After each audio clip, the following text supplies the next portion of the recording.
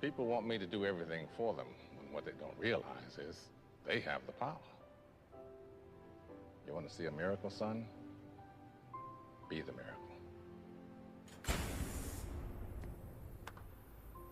Wait, are you leaving? Yeah, I figure you can handle things now. But what if I need you? What if I have questions? That's your problem, Bruce. That's everybody's problem. You keep looking up.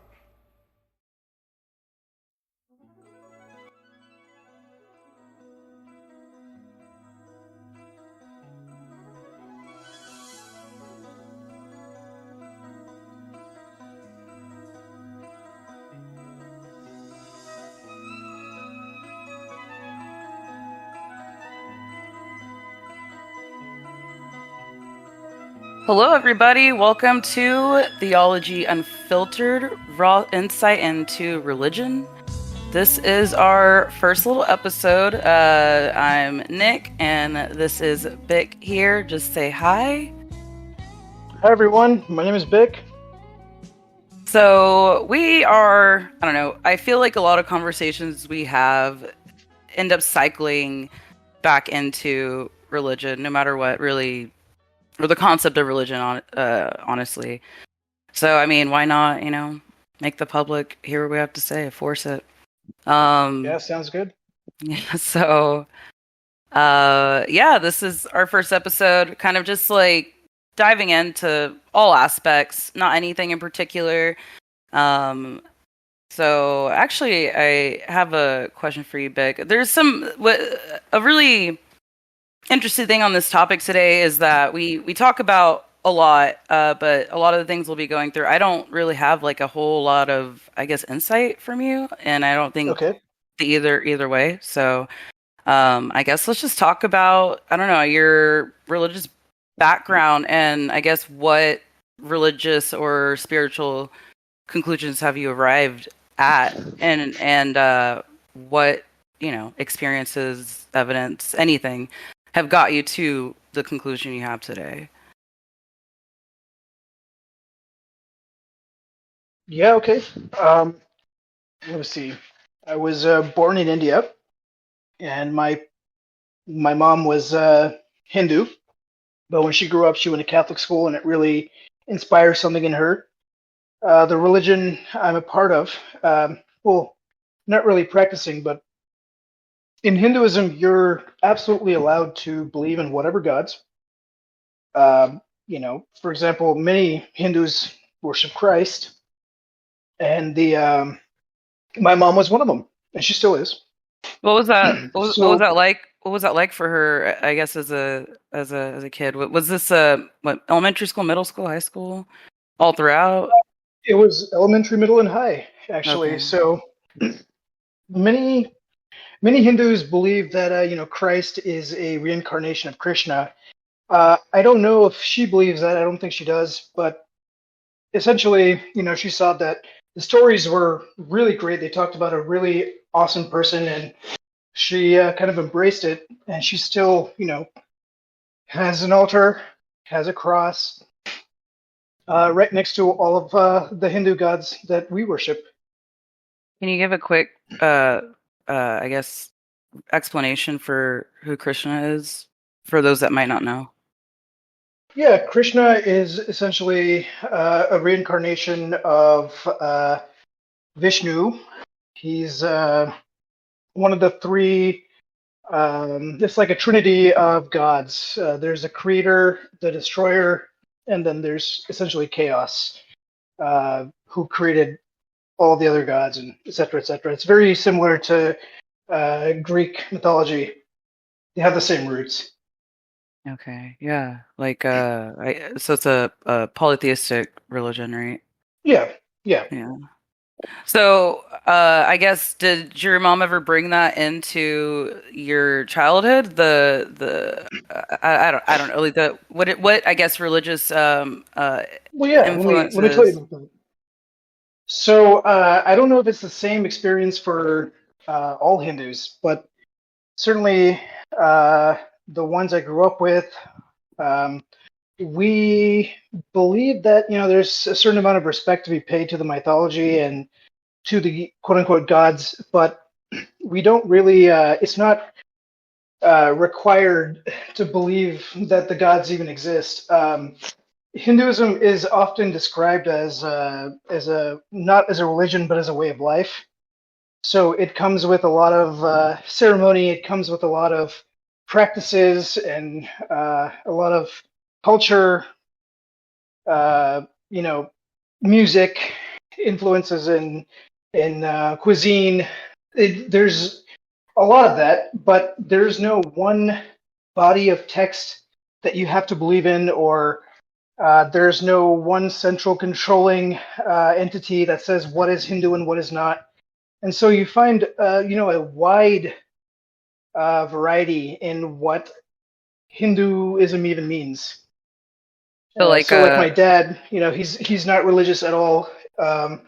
If you asked him, he would say he's Hindu, but he's, if you ask others, they would say he's atheist. He doesn't believe in the gods. He believes that they're really cool mythology, but there's tenets in the things that govern your interaction with society. How you treat your elders, how you treat other members of society, the idea of karma. Reincarnation even is a very up in the air kind of thing with a lot of Hindus. So it's kind of like living your life to the best of your ability is kind of, I guess, in a sense, a worship. It's worshiping. If that makes any sense. Yeah. Certainly, a lot of Hindus do believe that. Yeah, it's it's basically how you present yourself to the world and how you interact with the world and how you ease other people's suffering and how you try to limit your negative interaction with the world is a major part of being Hindu. Some people's religion stops there. Some people take it past that to say, here's the body of gods I believe in, and here's the god of my family, and stuff like that. So, like, for example, we believe that our elders, like the ones that are even alive right now, are gods, and that we have to worship them. Like, we also believe that all humans are essentially parts of God. That's why we don't touch our feet to other people. If you accidentally touch them with our feet, we have to, apologize for that. And so, like, there's not every Hindu can agree on every single tenet, but there's some things that are pretty similar across the board. Nice. So, I guess where are you at now? I guess spiritually, religious, if you are at all, and I guess maybe what brought you to today. Yeah, sure. Let me see. When I was a kid, I mean, yeah, there was like, you have Jesus comic books, you have Mahabharata and Ramayana comic books. I used to read those, and they were really cool. And our family had we were worshippers of Kali, the goddess of death. Not really death, but the end of a cycle. Those are cool. Being a Bengali, almost all Bengalis are hugely into, like, Durga Puja, the puja, or basically the festival of the goddess Durga. And she's kind of like it's the best time of the year. It's like our Christmas, basically. We get presents, we get new clothes. School gets shut down for a week. It's awesome. So with me, yeah, I grew up with those things. As I got a little bit older, I think my dad had a lot to do with it. He basically had this codice of how to behave and how to govern your interaction with the world, and I realized that it had really little to do with religion. And even though I think, in my opinion, that's what a lot of religion does, is to make sure that your own morals aligns with your societal ethics, to make sure that you behave, essentially. And it's a really good thing in a lot of cases. Mm-hmm. But I started realizing that, to me, what my religion meant was basically, it was like this cultural thing. It was a societal thing. We got to get together and have parties on certain days. outside of that, it stopped really meaning much to me. Mm. Nowadays, I'm spiritual. I'd like to believe that there is a deity, but I'd also like to believe that if there is a deity that's worth worshiping, that they would not care what we name them. They just want us to behave the way we should. So what are the three tenets of Christianity? You mentioned that to me before, but we never dove into it. Well, the three tenets of Christianity. So one is you have to accept that there's, God. The God of the Israelites is the God above all gods. There's no other God before him, essentially. Mm. So I interpret that a little bit differently. Just the fact that they use the word before, I'd like to believe that it allows, it opens the door to the interpretation that there could be other gods, but just not as powerful as the Christian God. Mm-hmm. Right? What do you think about that? So I guess let me go a little back on my religious background. I was raised Christian, but we were not a very, I guess you would call it, we weren't very traditional. We didn't really go to church. We were the house was our church, and we read the word often and worshipped at home. It was a lot of societal BS that my mother didn't like dealing with. My grandmother didn't like dealing, like my family they weren't really about that. So I was really taught to ask questions because a pastor sitting up talking doesn't necessarily mean he's right. And that is something I take with me now, but it was a lot of, I had a kind of open door policy when it came to asking about God, and my mom was very honest. She would even say, I don't know, you got to pray about that one. And I asked a lot of questions, and I asked too many, I guess. And that's kind of why I ask about the three tenets of Christianity in particular, was because, when I say three tenets, that's kind of like, there's no such thing as the three tenets of all Christianity. Christianity also, there's so many different branches. There's a whole concept of baptism. And every different branch has, a lot of different branches have different interpretations of what, the purpose of baptism. Mm. Then there's the whole, Eucharist and, so coming from a Catholic background, like from a mom's side, it's like, you got to believe that there's, the original sin is one of them. You have to believe that, there's a one true God, right? Yeah. Then some would argue that the third one is that there's a Holy Trinity. There's a Father, Son, the Holy Ghost. But others would say that the third tenet would be just that Jesus Christ died for our sins, and he is he's not just the Messiah. He's not just the prophet, but he's a Messiah, and he's the Son of God. So he is actually the Son of God, not just a man, that he was divine. Yeah, and there was a lot. The reason I say three tenets of Christianity is because these are the three major things that help separate, Christianity from the other two monotheistic religions. Yeah, 100%.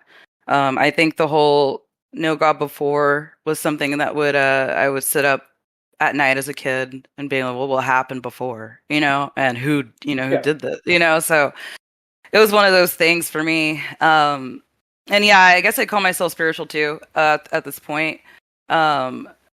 So are there any religions or philosophies that are different from what you were raised around, or just different in general, that you kind of resonate with a little bit? Like, has it, and if how's it impacted you in your spiritual journey? So, okay, a lot of people are like, what? You kind of like, you're not really religious, right? So how come you say Jesus is awesome? Because Jesus was actually really cool. Oh, great. So, Oh my like, God. I yeah, hope it's he's, good. I hope he is coming. Like, I hope he's real. I hope he was real. I hope he's coming back.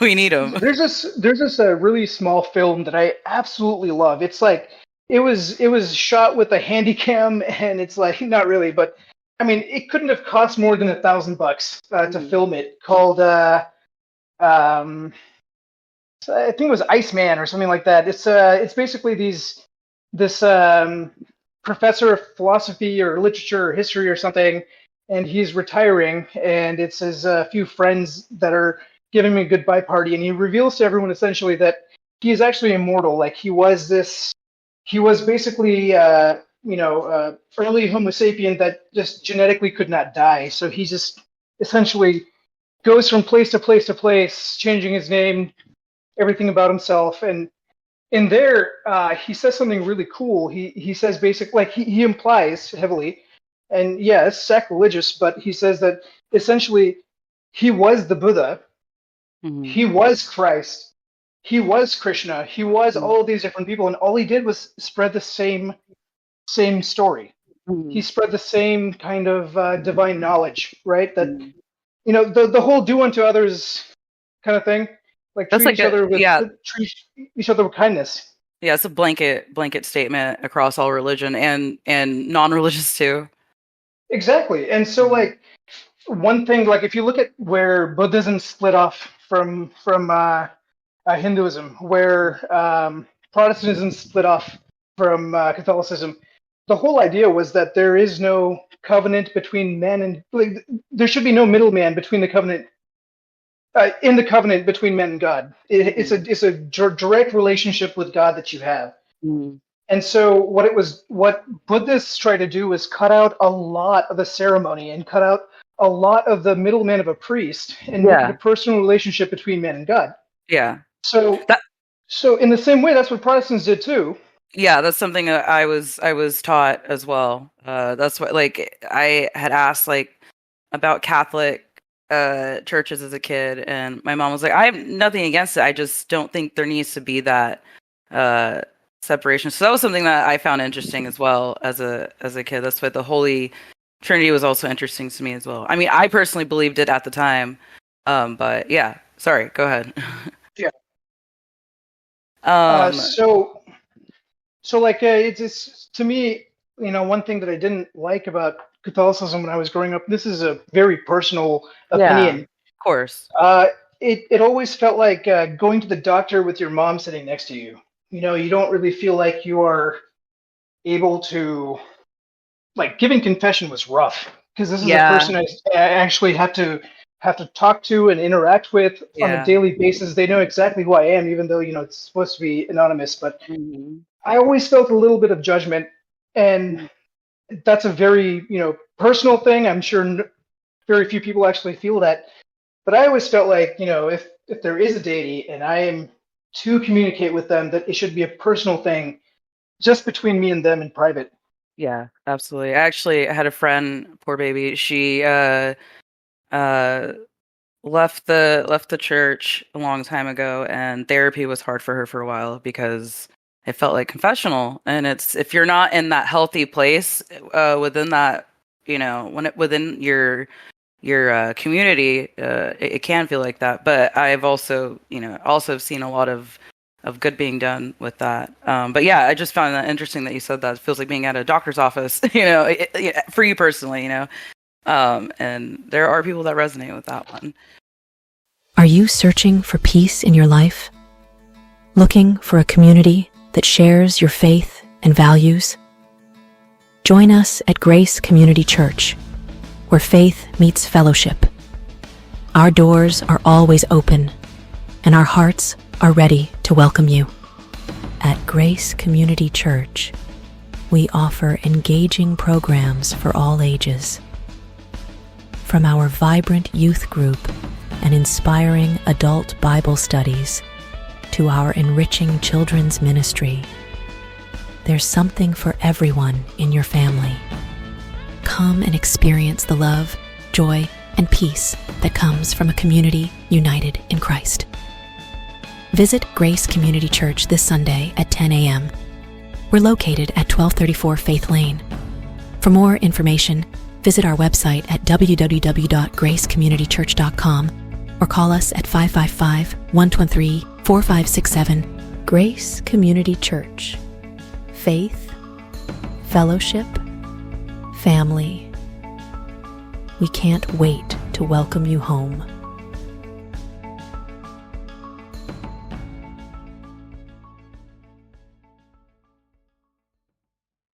Okay, so I guess for me, it sounds like what you're saying is that you've been able, from your experiences, been able to kind of take everything from various religions and kind of come to your own conclusions. Would I be wrong saying that?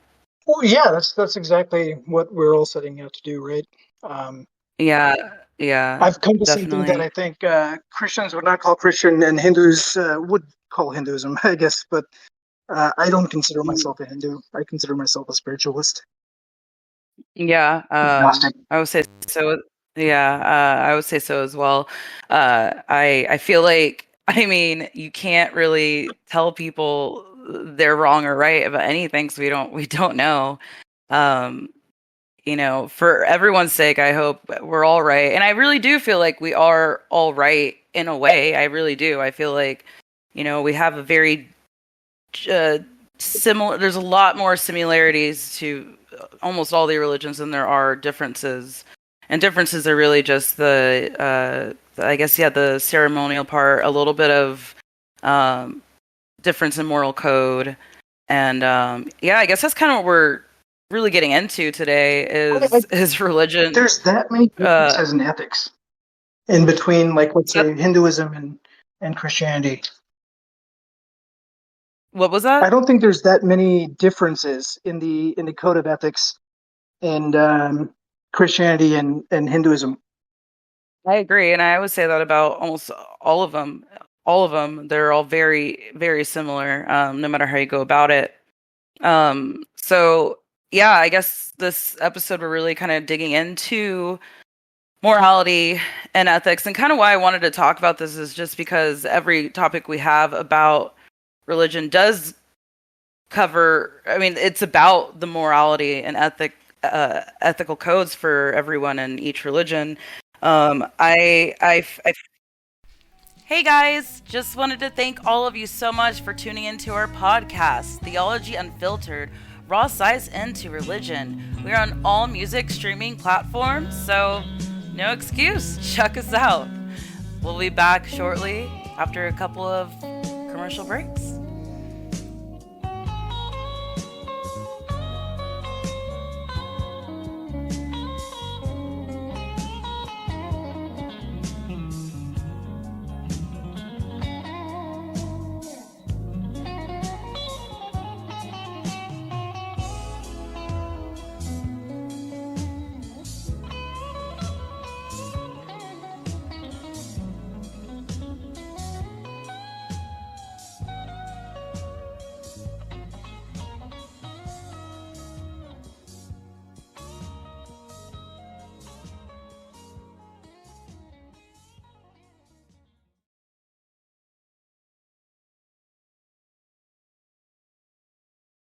Hear ye, gather round for a magical journey back in time.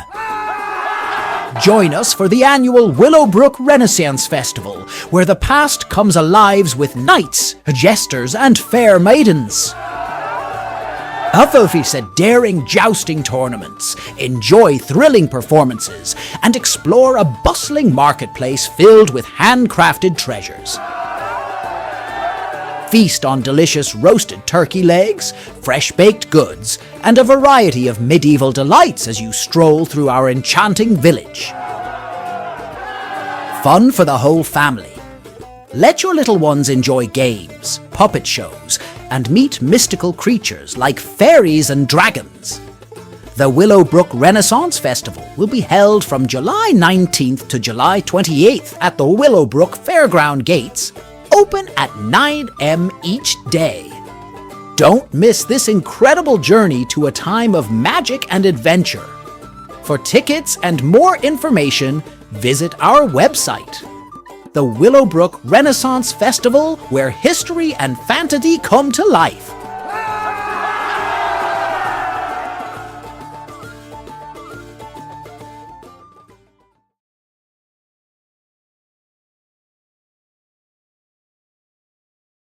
So I guess today going into the main discussion would be like morality and ethic codes revolving religion, and why I kind of wanted to why I really wanted to talk about this was because I feel like that concept is such a it goes into every aspect of religion, and I kind of wanted to get a lot of insight on that. Yeah. So first of all, I guess just the concept of morality and ethics on its own, they can go hand in hand, but being moral in general doesn't always mean you're ethical. So, I mean, we can even talk about abortion rights for people right now. Before we get to the abortion rights, that's kind of a heavy topic. Okay. Let's talk about like maybe the origins of one thing I like to think about often, right, is in Christianity, the whole original sin. Before Adam and Eve ate from the apple, from the fruit. Essentially, they were created in God's image, and they were just perfect children. Did exactly what He wanted us to do, and we didn't even comprehend sin, right? Because they're really the capability for us to sin until the original sin. And so before that, we were these wonderful beings, but the moment that we ate from the fruit, the whole world of sins opened up. We started to be able to think for ourselves, and I would say that's where free will, the whole concept of free will started. Now, it is, yeah. Now, up until the point where Moses, comes down with the Ten Commandments, really the only moral code was that God would speak to you directly, or a leader directly, like a prophet, and then they would direct, just here's a new set of rules, here's a new set of rules, here's a new set of rules, or I want you to go do this, I want you to go do that. But then the Ten Commandments, those are pretty static throughout, right? The second set of Ten Commandments. But, this makes you think that, it makes you realize that, God is this perfect being incapable of making mistakes. Whereas in Hinduism, gods are absolutely flawed things. They have, omnipotence, they have omnipresence, but they do make mistakes. They do lie to each other. They steal from each other. They just mess with humans all the time for no reason.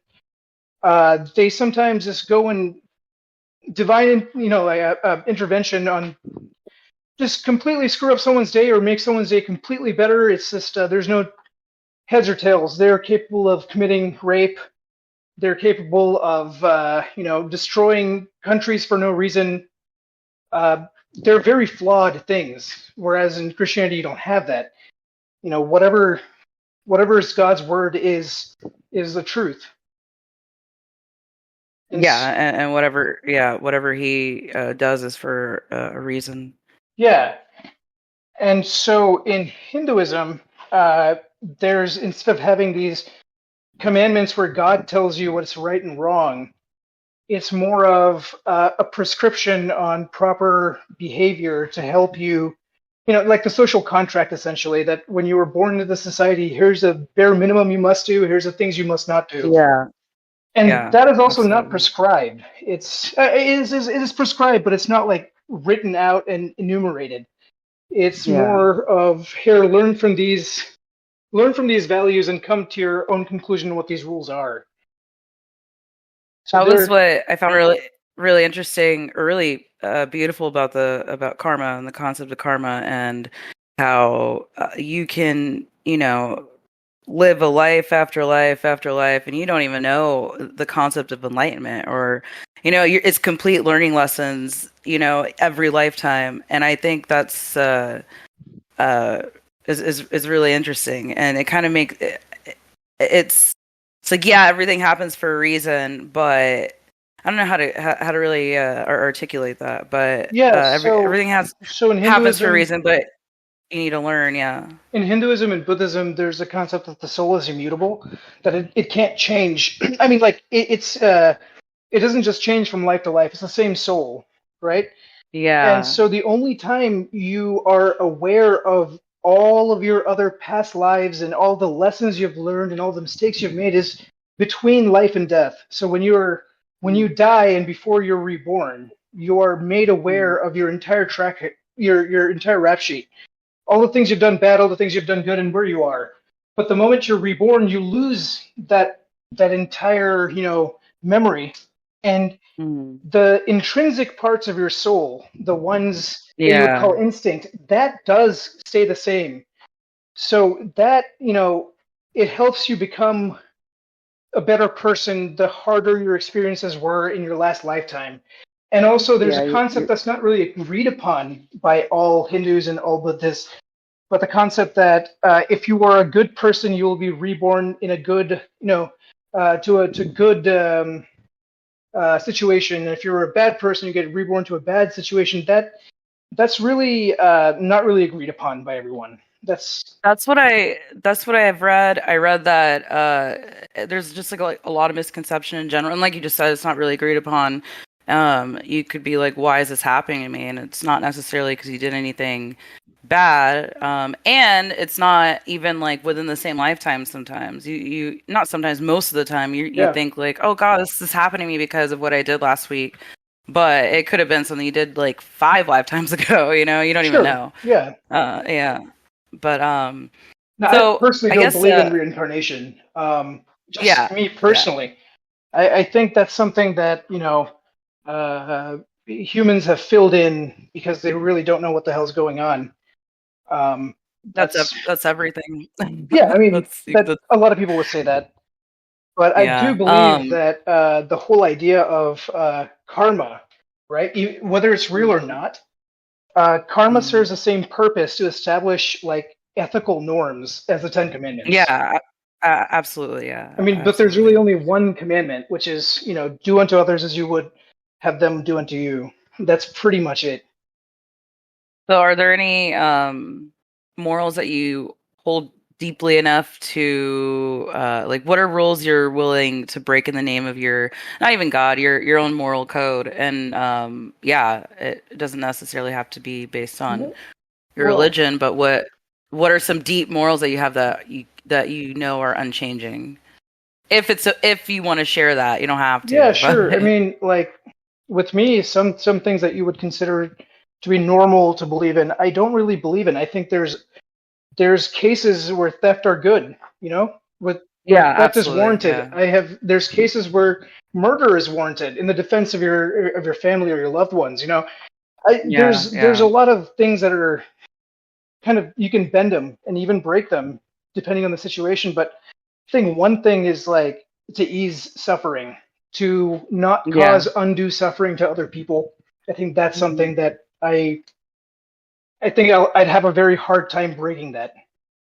Yeah, same. By any means necessary for me personally. No, no, no. I'd I'd say undue suffering. There's I'm nothing we can do yeah. often.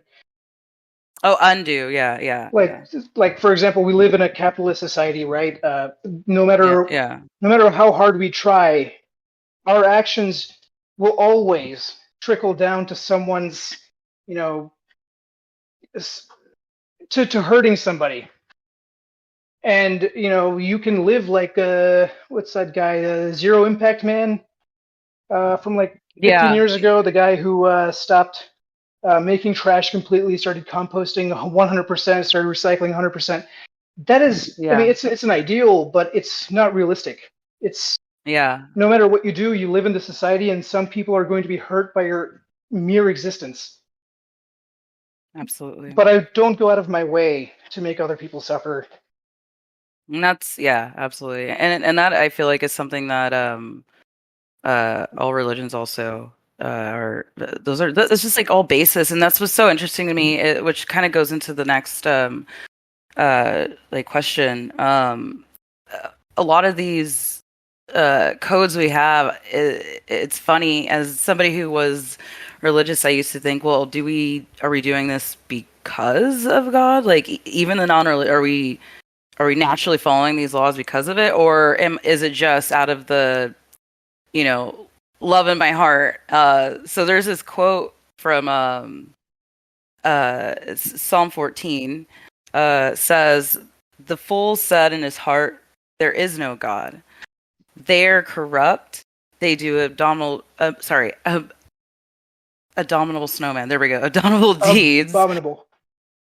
See, Abominable. okay. There is none who does good, not one." So they're saying essentially those that don't believe in God are corrupt, and there's no code in them. And so, what do you think about those that? I guess, yeah. What do you think about that statement? I'll give you the cop-out answer. I'll give you the cop-out answer that I've given for decades. Okay.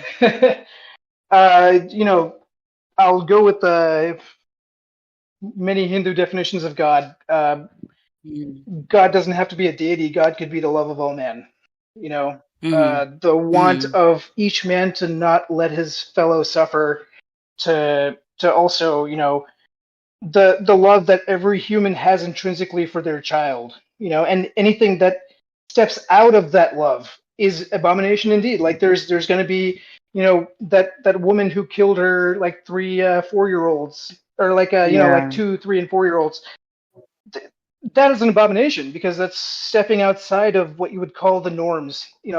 That's basically turning your back on God, effectively, using this definition of God. It's everything that is right, and the personification of love, essentially. We were just actually watching Bruce Almighty last night, and it gave me a lot of more perspective, because I haven't watched it since I was a kid and religious. But there's the quote of Morgan Freeman, as God says. He said, walking on water, or splitting soup apart isn't a miracle. A single mother, taking care and loving her children, that's a miracle. And the fact that God says that in the movie, it's so, and that's. It's so real quick. The divine command theory. So it's essentially one's morals are solely dependent on God. But I don't know. It's a very conflicting concept for me. Like I said, as somebody who's no longer religious but was, and so I can see that mindset. I would like to think that's not how it works. I mean, that's my opinion. I personally don't either, because I've seen many people that are not religious, but at the same time, as you said, with interpreting that quote of no love for God, you could easily say God equals love, and that's how I would interpret that. So as long as they're like such a cop out, and like even to me, saying that God is love, but that is kind of what it is to me. And it's that simple to me. You're absolutely right. If you believe that, if you're not a complete psychopath, nothing against psychopaths. That's what I'm saying. There's many high functioning psychopaths in nature, but if you believe that there's goodness in people, and that people are capable of good things, and that you should always try to do the right thing, and that if you do have those sense of morals, then in a way you are believing God. You're not denying that existence. You're not. I feel like and like, I don't know, I feel like God, for me personally, is such it's so much bigger than what we, it's I don't know, it's bigger than what I read in the Bible. And that's a beautiful thing. I'm glad that's what I took from it. And that's why I look at all these other religions, and I see myself in all of them, and that's why I can't say that anybody's wrong. No, I mean, no one's wrong, because none of us are right, I think. I mean, the only way that you could know if you are right or wrong is if you are a Messiah or the Son of God.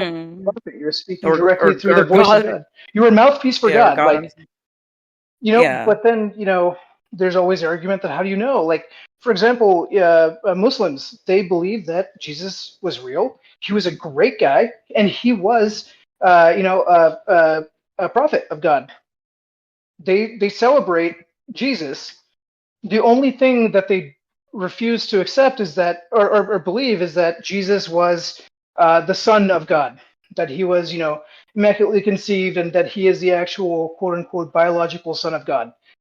That's pretty much it. And I think it's such a minor point. It's so minor. It's so minor that it gets to, well, we'll get into that in a minute. But it's so minor that it just, there's these, useless conflict over it. So I guess since we're going slightly into the negatives, so what was it, in the 50s, India abolished the caste-based discrimination, not necessarily the system, but the discrimination.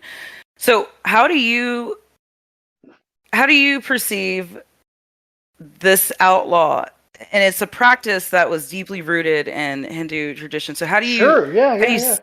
So how do you think? Some background. Sorry.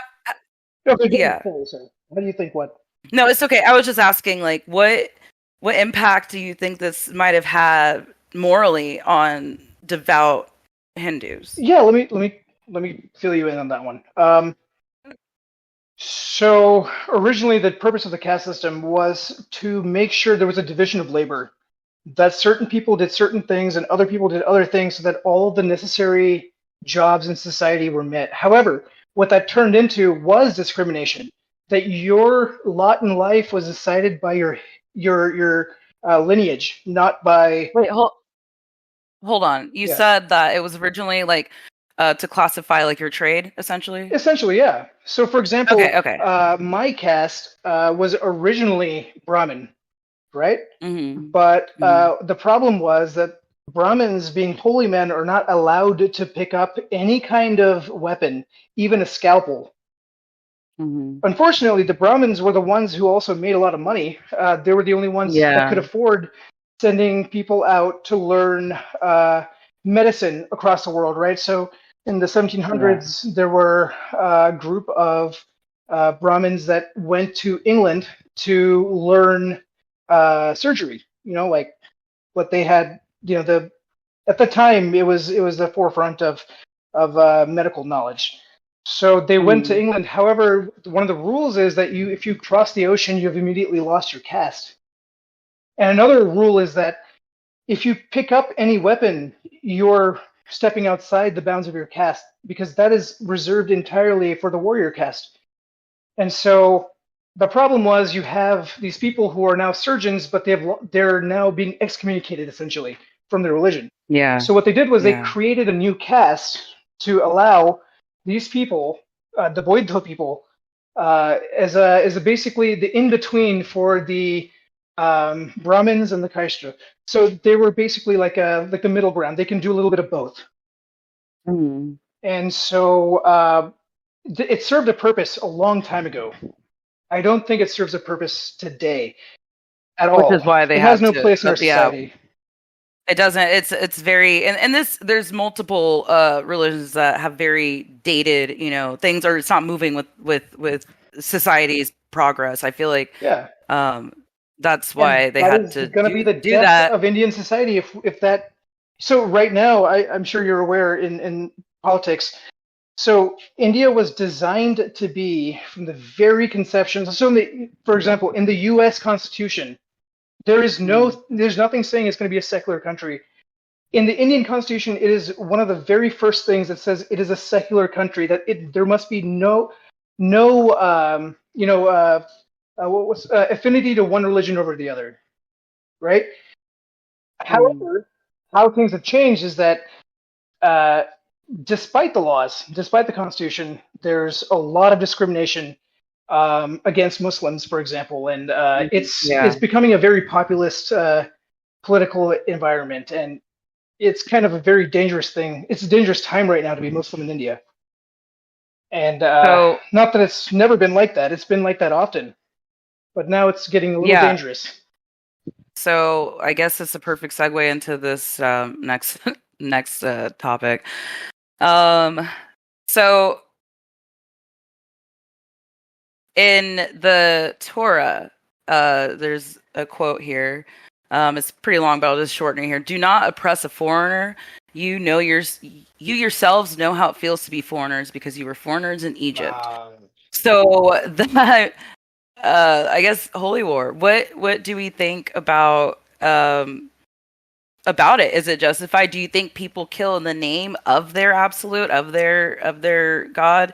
And I'm not just talking about monotheistic. I all don't of them. believe that any normal person kills in the name of their God. I think that it is They're- politicians and it is people with ulterior motives that use religion as a way to bend the opinions and wills of good people. I think that it's a weapon that's being used to manipulate people into doing unspeakable things, or it's being used to justify unspeakable things. You can't blame a religion for the actions of people. I mean, the very obvious example is what you just mentioned, what's happening in India right now, and if if the people don't get a hold on this now, it will be like what's happening right now in Gaza. So it's terrifying because I see a lot of people arguing. You can't blame the entire Christian religion for the Crusades. You know, you can blame you can blame the Vatican. You know, you can blame the Pope. Yeah. You can't blame the entire religion. You can't blame Muslims for a lot of of the last 20 years. It's not Muslims. You can't, it's people that did terrible things and then said it was in the name of their God. You can't blame Jews for what's happening in Israel. You can't blame Muslims for what's happening in Israel. They're the actions of terrible people who are using God to justify their actions. And it's sad. It's really sad. It's sad that because it puts a bad taste in a lot of people's mouths. But I think it's a very Christian. It's a very Christian fundamental belief from what I've seen to question everything, to not take anything for granted.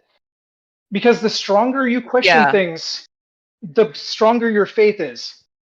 The stronger your faith is in the reason and logic, behind God. It can be it is a beautiful thing. It can also be very dangerous. Yeah, and you have to question everything. And one of the things is like one of the things that my dad always taught me is like, beware anyone who says that they know what's going on and they're going to tell you, oh, this is what God wants, because they're not God. They don't speak for God. They're just a person. Beware false prophets. Exactly. There you go. There you go. So if a prophet comes up and he says things that seem to align with what my concept of God is, and they're not telling me to do terrible things, then I don't see the harm.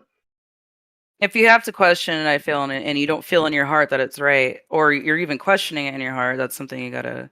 If you feel in your heart, it's one thing. I mean, I can argue about that all day, but if you feel in your heart, it's one thing. I'd like to believe if Jesus came back today, I would know it was Jesus. I think we all would, except those that won't, except the non-believers. Yeah.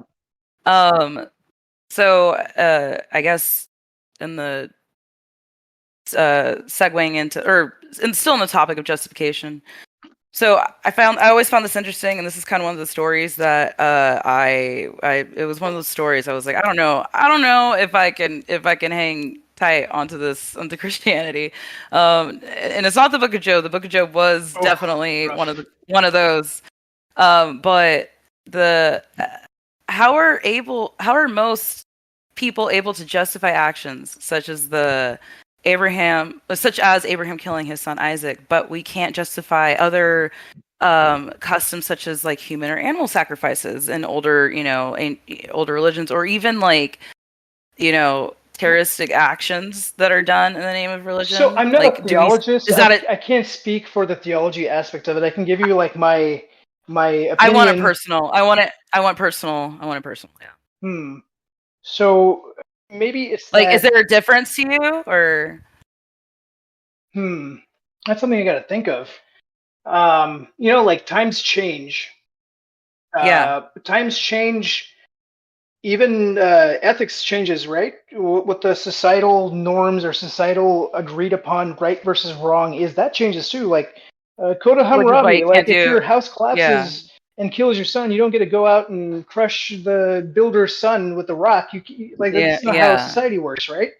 yeah, And yeah. so I think that the only mistake that if there were humans not under divine divine commandment to write these texts, if there were humans that wrote these, then the mistake they made was they made rules that were not very future proofed, and that's No, pretty much it. even in the Bible, like how many commandments are broken already? You know. There's a lot of things in Um. Leviticus that still make sense today. There's a lot of things in Leviticus that I wouldn't say on a podcast, you know. Yeah, And absolutely, so 100%.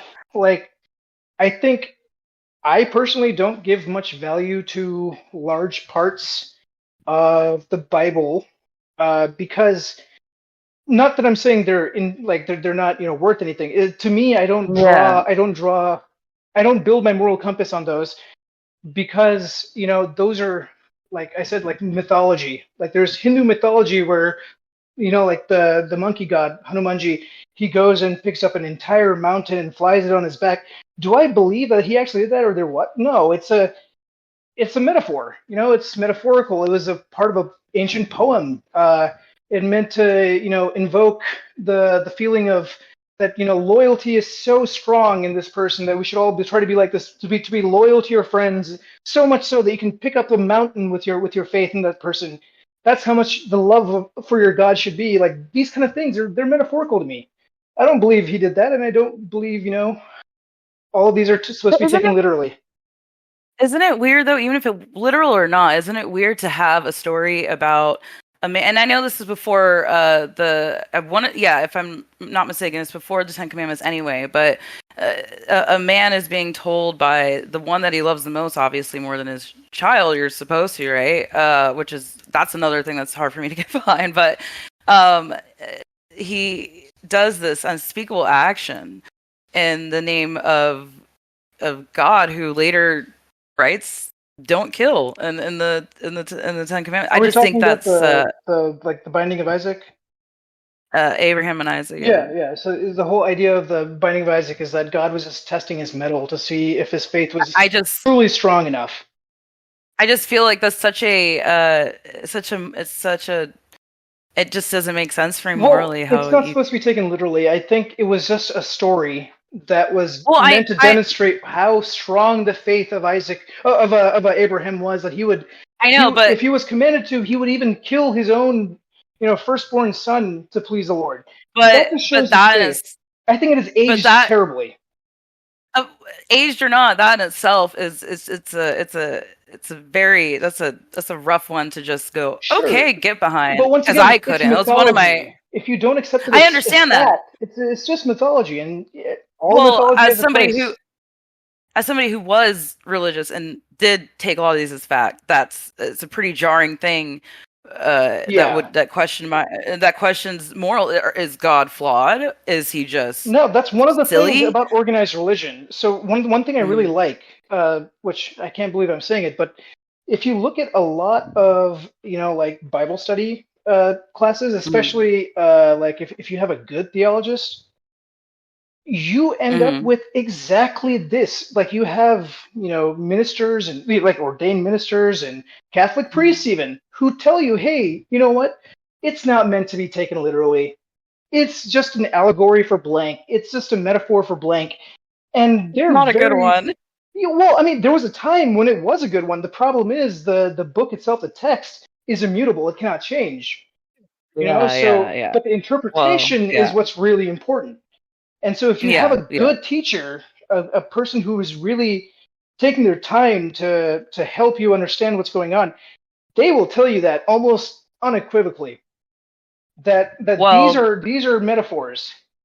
it might be metaphorical, but we have people in the name of religion committing things like this. We You'll have have terrorists, yeah. We have we have people killing in the name of God, and because these are texts like these are what, makes them think it's okay, whether it's metaphorical or not, Yeah. But everybody interprets it differently, and that's the thing about it. Like, everyone interprets text, religion, whatever, the way they fits for them, and that's where that question of morality. But goes you can find the directions on making pipe bombs on a PDF on Google right now. It's about what you do with it. Don't make a pipe bomb. Know, there's these like, the text is all out there, and text should not ever be suppressed. Like, any kind of information should never be suppressed. Never. I don't agree with or not. I think that suppression of these ideas, of these questions that people have, is this censorship is what leads to the unspeakable acts in religion. I would say that you read as much as you can, but then with a clear-headed, and what's the word? A secular frame of mind. Interpret what the original intent of the writers were. Yeah. Try to pick apart what the meaning of this story is. What are things that you can relate to, that you can bring from the story into your life and make you a better person? And that's pretty much how you digest religious text. Treat it like philosophy, not as the direct words of God. Yeah.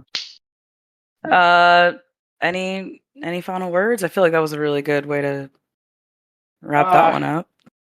I'm basically advocating here. This is just what I believe in. And I don't believe that my beliefs have any more weight than anyone else's. We're all just lost lambs trying to find our way back into the fold, right? You heard it here, folks. Beck, thank you so much for your insight. Of course. It was really fun. Thank you, everybody, for tuning in for our first episode. I really hope that you guys continue to do so. We are on all streaming audio platforms. So, thank you. Absolutely.